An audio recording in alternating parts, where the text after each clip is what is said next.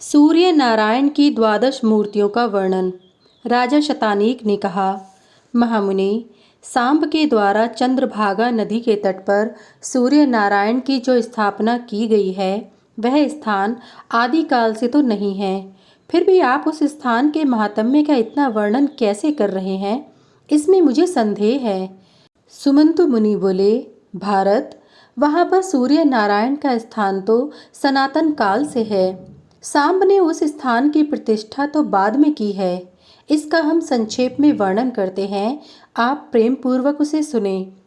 इस स्थान पर ब्रह्म स्वरूप जगत स्वामी भगवान सूर्य नारायण ने अपने मित्र रूप में तप किया है।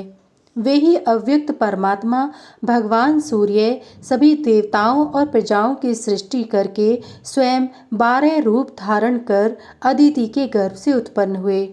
इसी से उनका नाम आदित्य पड़ा। इंद्र, धाता, पर्जन्य, पूषा, त्वष्टा, अर्यमा, भग, विवस्वान, अंशु, विष्णु, वरुण तथा मित्र, ये सूर्य भगवान की द्वादश मूर्तियां हैं। इन सब से संपूर्ण जगत व्याप्त है। इनमें से प्रथम इंद्र नामक मूर्ति देवराज में स्थित है, जो सभी दैत्यों और दानवों का संहार करती है।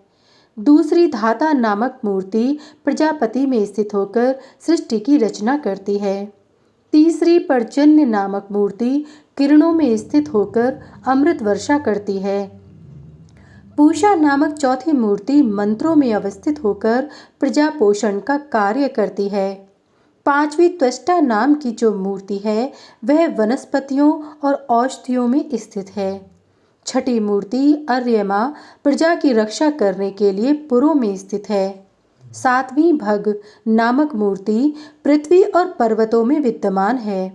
आठवीं विवस्वान नामक मूर्ति अग्नि में स्थित है और वह प्राणियों के भक्षण किए हुए अन्न को पचाती है। नवीं अंशु नामक मूर्ति चंद्रमा में अवस्थित है, जो जगत को आप्यायित करती है। 10वीं विष्णु नामक मूर्ति दैत्यों का नाश करने के लिए सदैव अवतार धारण करती है।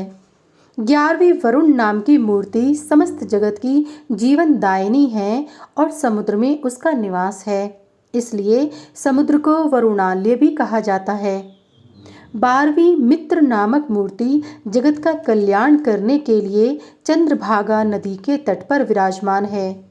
यहाँ सूर्य नारायण ने मात्र वायुपान करके तप किया है और मित्र रूप से यहाँ पर अवस्थित है, इसलिए इस स्थान को मित्रपद, मित्रवन भी कहते हैं। ये अपनी कृपामयी दृष्टि से संसार पर अनुग्रह करते हुए भक्तों को भांति भांति के वर देकर संतुष्ट करते रहते हैं।